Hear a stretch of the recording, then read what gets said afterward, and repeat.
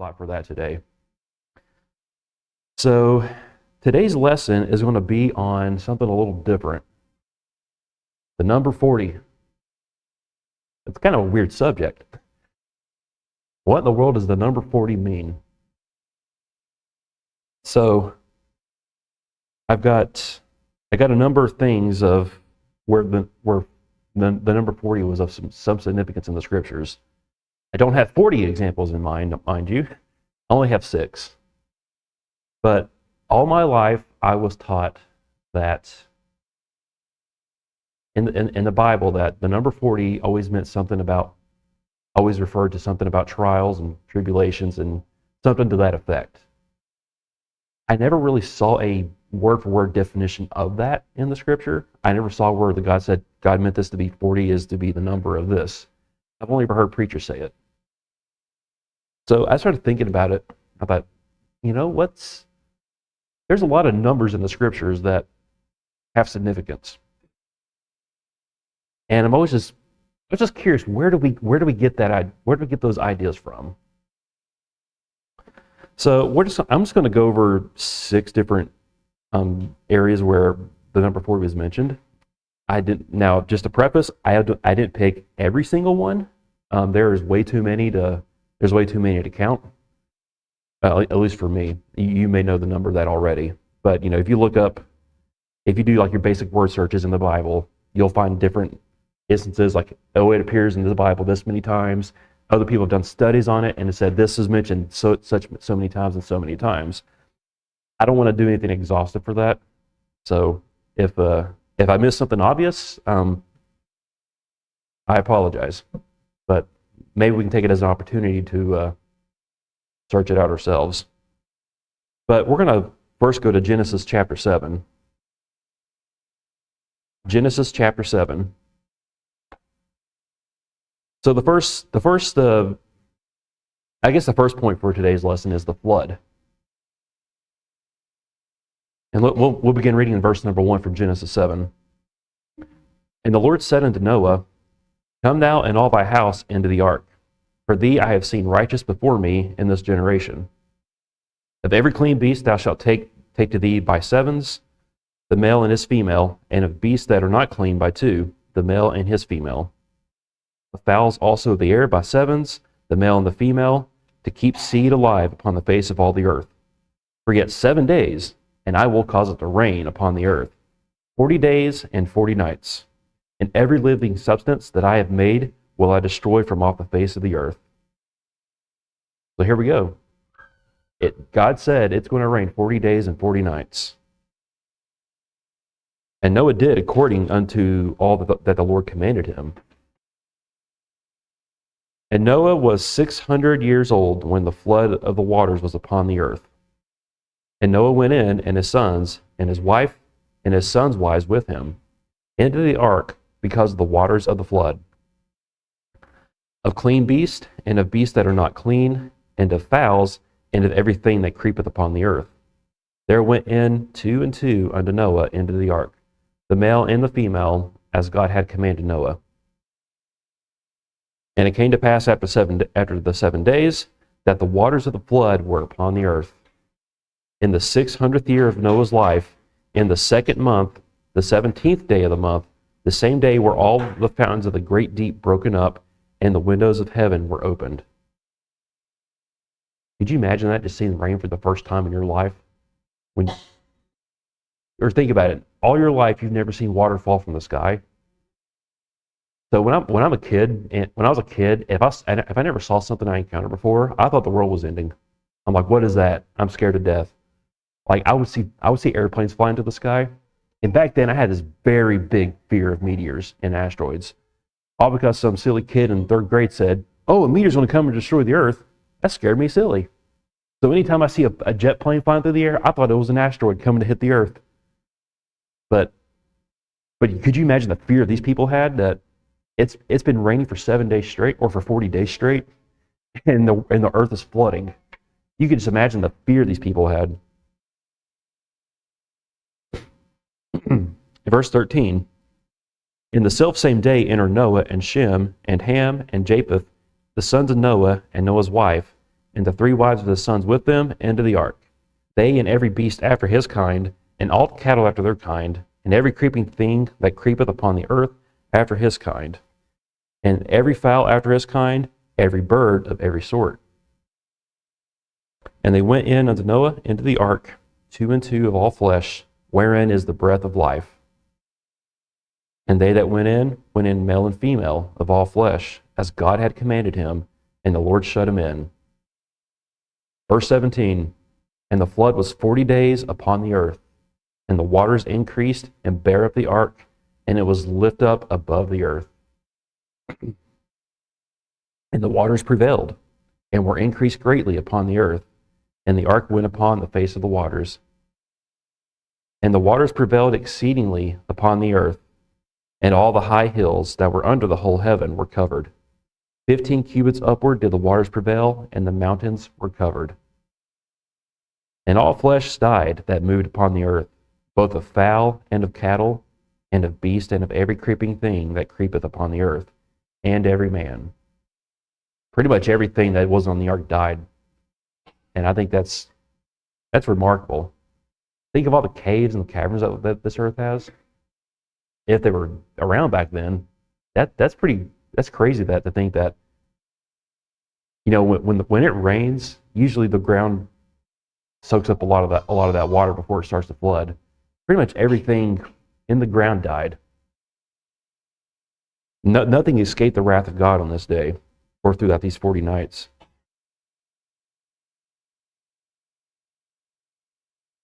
And look here in verse 24 says, and the waters prevailed upon the earth 150 days, which I know is not the theme of the lesson, but that's how long the 40 days and 40 nights of the rain came. But it's just amazing. This is God's judgment upon the earth. This, I would say, is a matter of God purging this earth of that through the 40 days. During that time, the men of the earth had an opportunity to come to the ark, as Noah told them, the Lord's going to flood this world, and they thought he was nuts, and they rejected him, and they all died. Those who didn't go on the ark just perished that day. It's a very humble reminder to heed the word of the Lord, because He will make good on His promises. Point number 2, the wilderness. Numbers chapter 14, verse 26.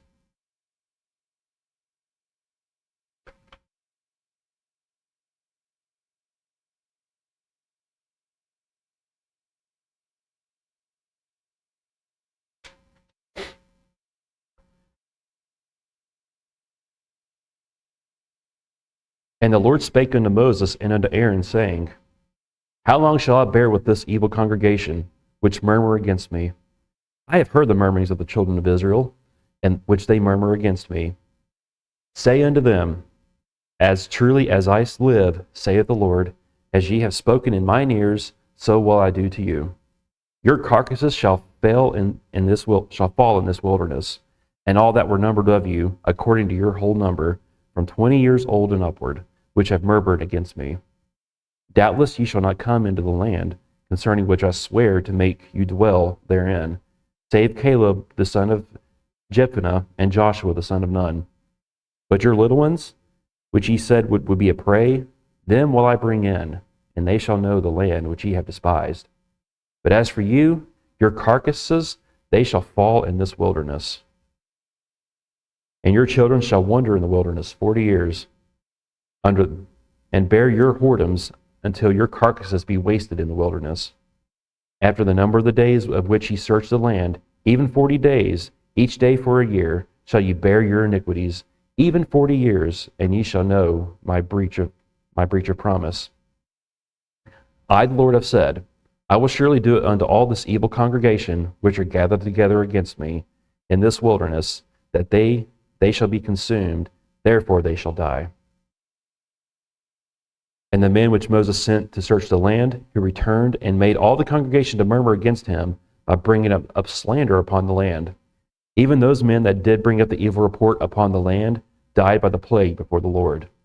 But Joshua the son of Nun and Caleb the son of Jephunneh, I think that's how you say that, which were of the men that went to search the land, lived still. I mean, it's no secret here. The children of Israel did wander in the wilderness for 40 years, mainly because they just kept disobeying the Lord. We talked about the cycle they had where they would they would obey the Lord, draw from Him, fall into sin, suffer punishment and judgment, and then the Lord would deliver them again. So, just for context, the 12 spies were sent into Canaan to spy out the land and see if the Lord was going to let them have it. And Caleb and Joshua said, "Yeah, we can take this land. We can go. That the Lord said we can have it." But the other 10 spies, they were too scared. They were looking at the obstacles in the way, and pretty much said that our children are going to die by these people. The Lord wasn't going to take that very lightly. And the Lord said He's going to spare the younger generation after that evil report was given. Because of these 10 men, the Lord's name was slandered, and it caused everybody to murmur against them. And it's kind of scary because you think about what we talked about last week, about how our words can really affect things. Your words can really bleed into the mindset of others if you're not careful. I probably shouldn't say this, but there's a time at work. There's a time at work that I do make complaints, and to my shame, I think that complaint kind of bled into some of my coworkers. Now they're saying the same things that I'm saying about some stuff, and that's not exactly a good thing, because now instead of one person complaining about this, that, and the other, now you got two other guys complaining about this, that, and the other. That's not a good look, and I've been working on that. I'm not there yet. But it's scary when you think about how much influence that you have over another person. You don't have to be in a position of power to have influence. Don't be fooled by that. Every single day, we come across others, and people listen to us. And our opinions and our attitudes, that can bleed over into other people. And because of this wicked report that these 10 spies gave, now Israel has to go wander in the wilderness for 40 years just to purge out the old generation. Because the Lord said that we're not letting them in until your carcasses are all wasted, which I take it as they're going to wither away. Bowels are going to eat them up. Whatever it takes for those old bodies to be wasted. Interesting enough, this is kind of a sub point for this, but think about Moses' life during a lot of this. So in Acts chapter 7, verse 23, I believe Stephen gives a sermon, and he talks briefly about the life of Moses. You can turn there if you want, but we can kind of divide Moses' life into 3 different segments. Book of Acts. There we go. And I won't read all of this, but we'll kind of go through a little bit of it. But if you want to read the whole story on that, it's verses 23 through 34.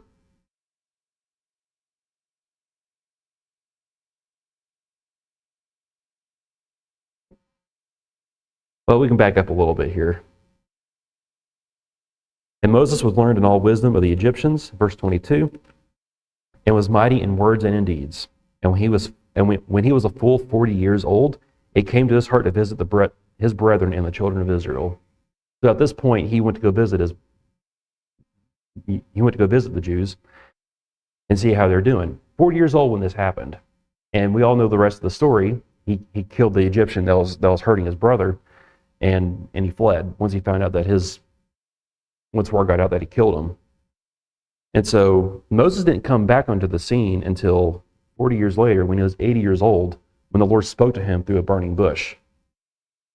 And lastly, Moses did die in the wilderness. If you look in Deuteronomy chapter 34, we can turn there. Deuteronomy chapter 34.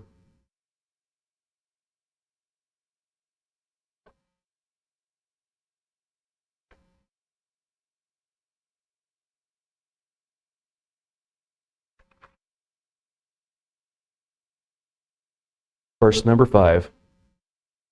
So Moses, the servant of the Lord, died there in the land of Moab, according to the word of the Lord. And he buried him in a valley in the land of Moab, over against Bethpor. But no man knoweth of his sepulchre unto this day. Interesting. And Moses was 120 years old when he died. His eye was not dim, nor his natural force abated. And the children of Israel wept for Moses in the plains of Moab 30 days. But the days of weeping and mourning for Moses were ended. So here we got three parts of Moses' life. His life as an Egyptian, his life as a leader for the people, and his life as leading them through the wilderness after the children of Israel's disobedience. It's sad that he didn't get to go into the promised land, but that was his fault because he disobeyed the command of the Lord. And it doesn't really matter what position you hold. If you disobey the Lord, you're not immune to his chastisement. It doesn't matter. I don't care who your daddy is. You're not going to get away with stuff if you do wrong. So we'll move on. Point number 3 is the judge. Judges chapter 3, verse number 9.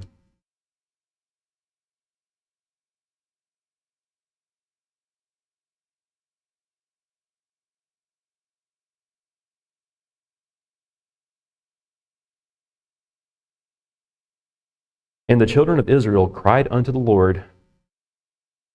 And when the children of Israel cried unto the Lord raised up a deliverer to the children of Israel, who delivered them, even Othniel, the son of Kenaz, Caleb's younger brother. And the Spirit of the Lord came upon him, and he judged Israel, and went out to war, and the Lord delivered Chushan-Rishathaim, king of Mesopotamia, into his hand.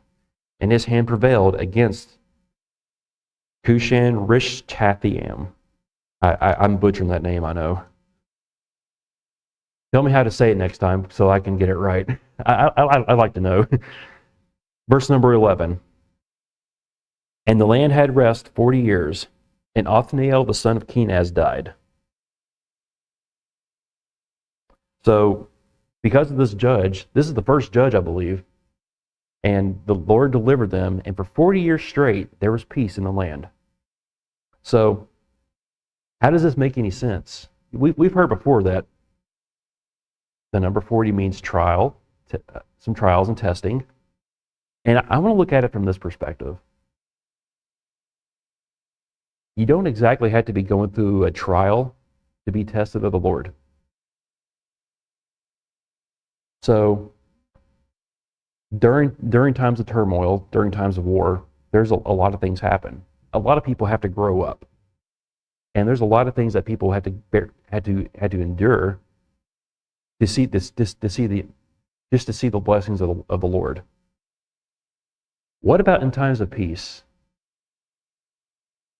How urgent are we then to still follow God? What I see here is that, yes, the Lord did deliver his people, through the hands of a judge. But how are you going to serve the Lord when the deliverance has already come? I think about, I'll go back to work on this one. I'm sure you all have had this too. Has anyone ever had downtime at work where you're caught up on your work and there's not really much to do? How are you spending that time? Are you spending it to get more knowledge, to get more wisdom? Or are you just kind of goofing off and doing your own thing? So I kind of see, here I can kind of see this number being significant as a meaning of testing. You don't have to be going through any rough patches to be tested or to go through any trials. But what are you doing with the time that's given to you in this time of peace? Are you building things up? Are you storing things away to prepare for the bad times? Not just physically speaking here. I'm talking spiritual. And it's humbling because I know I don't do this very well. At times are good. It's easy to kind of kick your feet back and just relax. But you know what? In those times of peace, there are little small tidbits of wickedness planting their seeds around. And if we're not careful, things are going to sprout up on us, and we're going to be caught in a snare before we even know it. So that's just something I kind of thought about there when reading through this one. Next point will be the kings.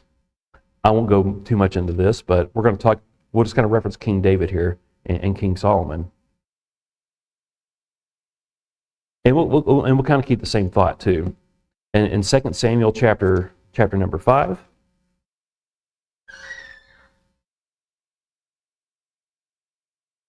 and we will be there briefly.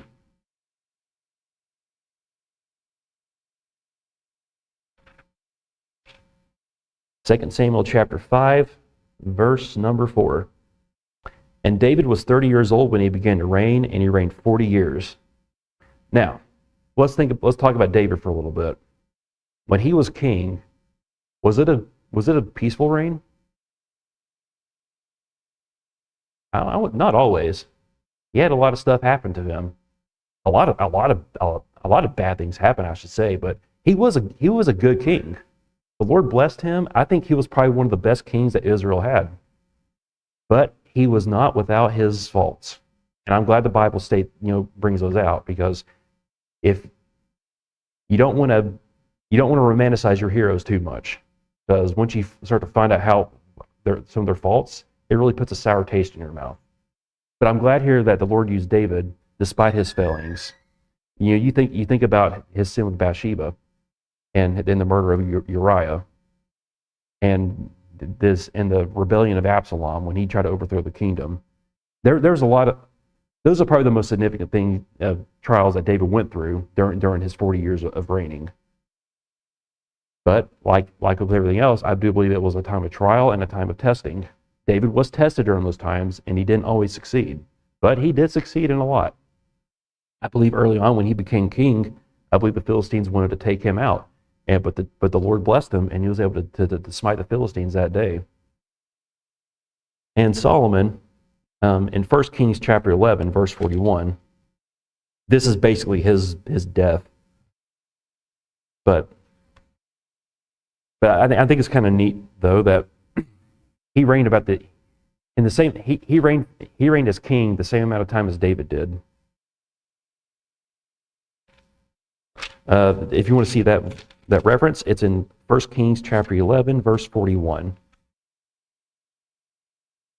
And the rest of the acts of Solomon and all that he did, and his wisdom, are they not written in the book of the acts of Solomon?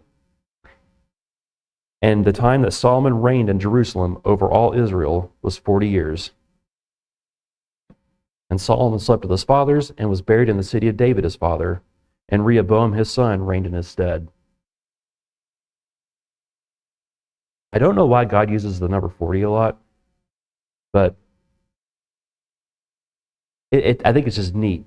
A son and a father and his son, cumulatively got to reign for 80 years in the kingdom of Israel.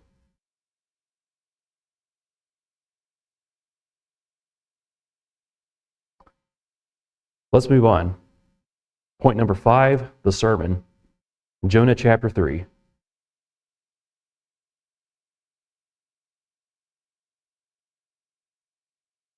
I can find Jonah. There it is. And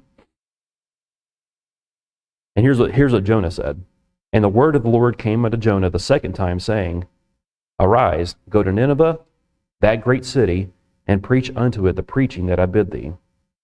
So Jonah arose and went unto Nineveh, according to the word of the Lord. Now Nineveh was an exceeding great city, and 3 days' journey. And Jonah began to enter the city a day's journey, and he cried and said, Yet 40 days, and Nineveh shall be overthrown. Verse number 5. So the people believed God, and proclaimed a fast, and put on sackcloth, from the greatest of them even to the least of them.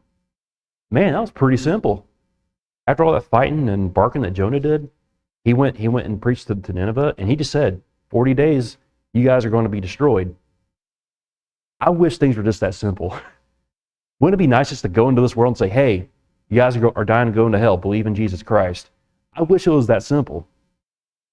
But, and just to kind of, and not to get sidetracked here, The Lord said, in 40 days, I'm taking you guys out. I'm bringing judgment upon this. This, I believe, falls into the testing process.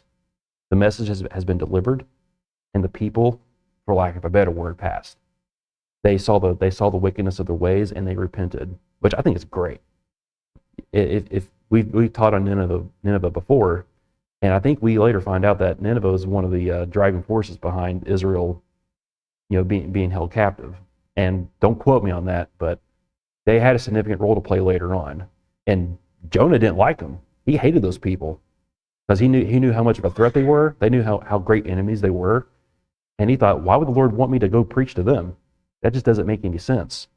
But our God does teach us that we need to have a love for our enemies, because we don't know who he's dealing with, because his love and his gospel doesn't just stick with us. We can't be selective in our ministry. But he gave them 40 days to repent, and sure enough, they did, much to Jonah's aggravation. And the last point today is the temptation. This is the temptation of Christ when Satan tempted him in the wilderness. We won't read all of it, but we'll just turn over to Matthew chapter 4.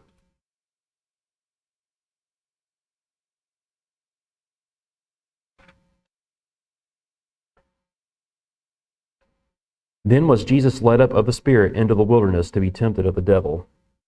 And when he had fasted 40 days and 40 nights, he was afterward and hungered. And when the tempter came to him, he said, If thou be the Son of God, command that these stones be made bread.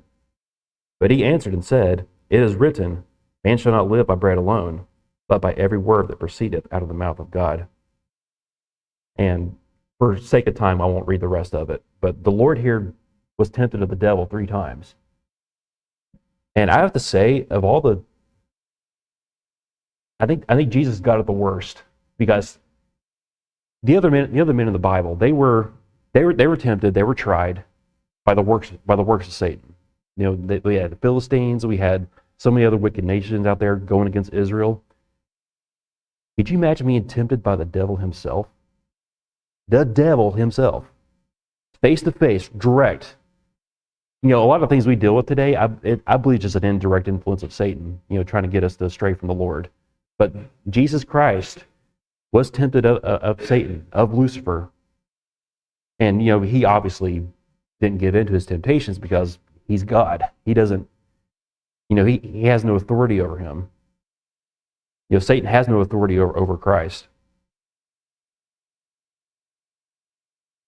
So to kind of review everything, the number 40, I believe, from what I understand, is that we associate the words, the number 40, with trials and testing because of the context in which they were given. The 40 days and 40 nights on the flood, the wilderness, the judges and the kings. I believe it's just a reference to a time of testing. And I believe that's just an interpretation that we see. I don't think it's a wrong one. It's definitely not a bad one. I don't see it directly referenced in the scriptures, but I do see its significance, and I do see where people and other pastors and preachers get the idea. But yeah, that's the number 40 for you. There's a whole bunch more in the scriptures with that number and its significance. I didn't touch them all, so if you want to look at them more, the scriptures are there. But that's just kind of that's what I wanted to share with you today. Think about your time. Let's think about that. We might not be going through trying times now, but what are we doing in this time now? Are we yielding closer to the Lord? Maybe we should before times get rough, because eventually I think times will draw us closer to Him. But what are you going to do right now when it's of your own voluntary will? Are you going to yield to Him, or are we going to wait until times get tough? That's all I got for today. Brother Tim, would you dismiss us in prayer?